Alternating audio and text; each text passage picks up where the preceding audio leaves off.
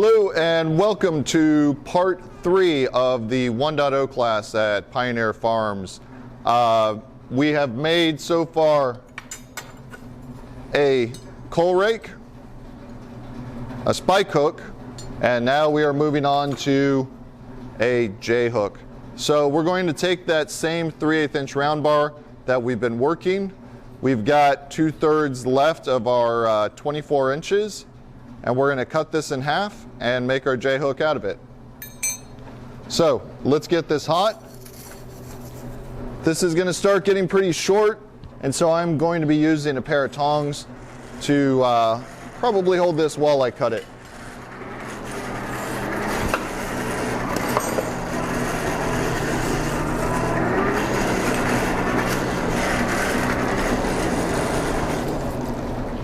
All right, we've got a good temperature on that. We're going to bring it over to the hot cut. Just roll this around as we cut it here. Keeping that cut centered in the piece of steel. Again, you never want to cut all the way through. When you cut all the way through, you tend to get pieces of hot steel flying around the shop. That does not tend to make you real popular. So I'm going to cut almost all the way through. I'm going to grab another pair of tongs here.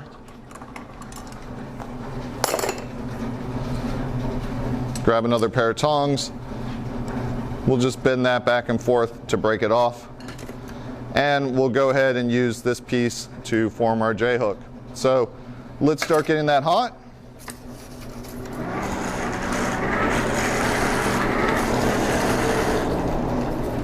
All right, we've got that good and hot. We're going to form the part of the hook where the nail is going to go through, or the screw is going to go through first. So we want to come in and take a very short taper on this. That'll help us form our decorative ending or finial. So once again, I'm coming in, just putting a little bit of a point on here, trying to keep this point very short, very steep angle on it.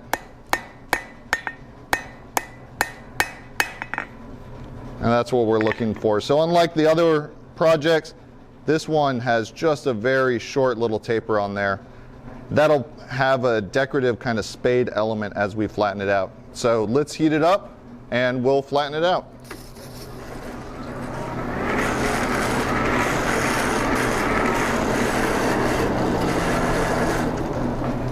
Definitely good and hot there.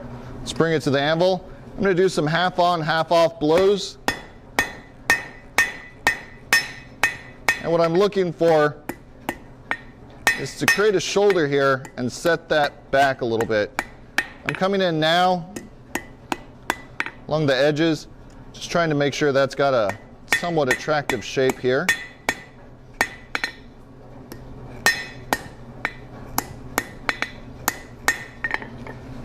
And so you can see what I've got is a step back, a shoulder, so that this part is going to sit flush against the wall, and then we'll bend the hook out this way. You want to make sure that you don't wind up with this shoulder on the opposite side from your hook, because then when your screw goes through, there would be a gap between the hook and the wall. Take that, flip it around, and back into the fire.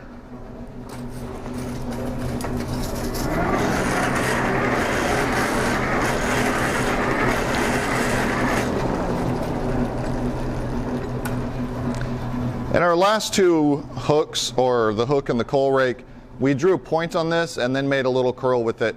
We're going to go with a slightly different tactic this time, and we're going to do a bit of a fishtail scroll almost. So I'm going to come to the edge of the anvil. I'm just going to flatten this out. I still want a nice even taper. I'm not going to take it too thin.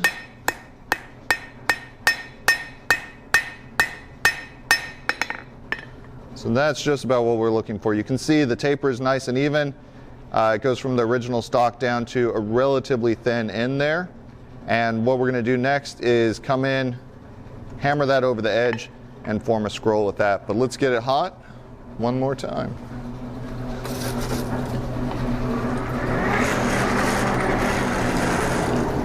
Because this is so thin, it heats up very quickly. You got to watch it and make sure that you don't burn it. Come here to the edge. Very similar to what we did before. I'm just going to start tapping it over, flip it, some blows from the back.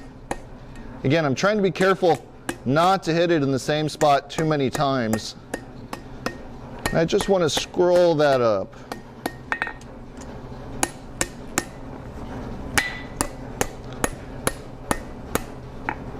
There we go, that's looking pretty nice.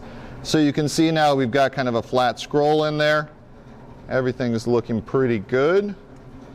So just like the other ones, we're going to heat this section up, quench the scroll, and then bend it around the horn.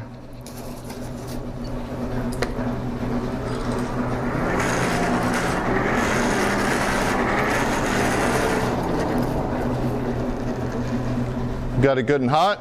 Go to the quench tub, cool that end off. Over here to the horn, hammer down on the end of this, flip it over, and bring it around. That's looking pretty nice. I can see that the nail end of this did get a little bit messed up. Just go ahead and flatten that out. So at this point, all of the hammer work is done. I'm not going to put a scroll in this one. I think it looks pretty nice, clean like that. So we're going to quench it, and then we're going to take it over to our antique drill press.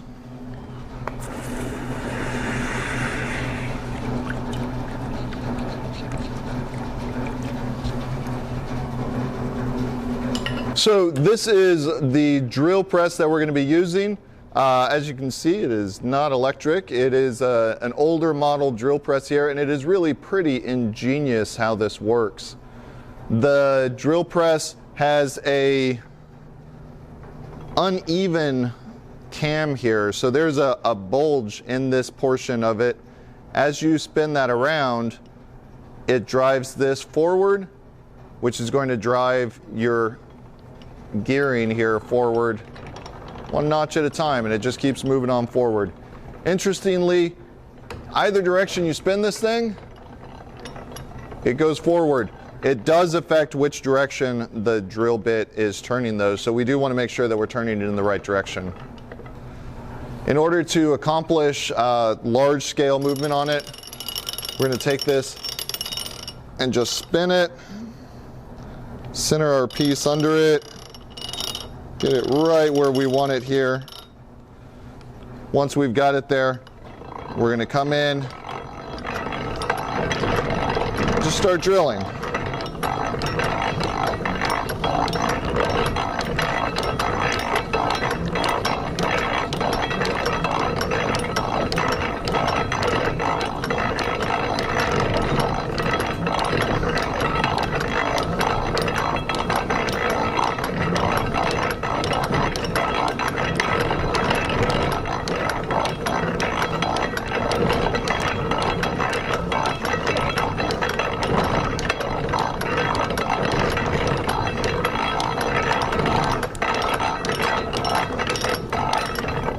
All right, looks like we're all the way through.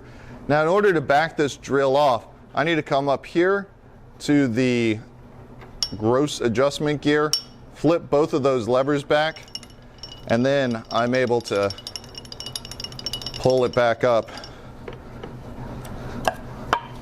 We can take that off, and we've got maybe not the most well-centered hole ever, but we've got a nice clean hole through a hook. So, thank you for joining us for Project 3. Next time we'll be taking a look at an S-hook, continuing on this theme of simple hooks. That one though will focus on how you round up a piece of steel once you've drawn it out square. Thanks.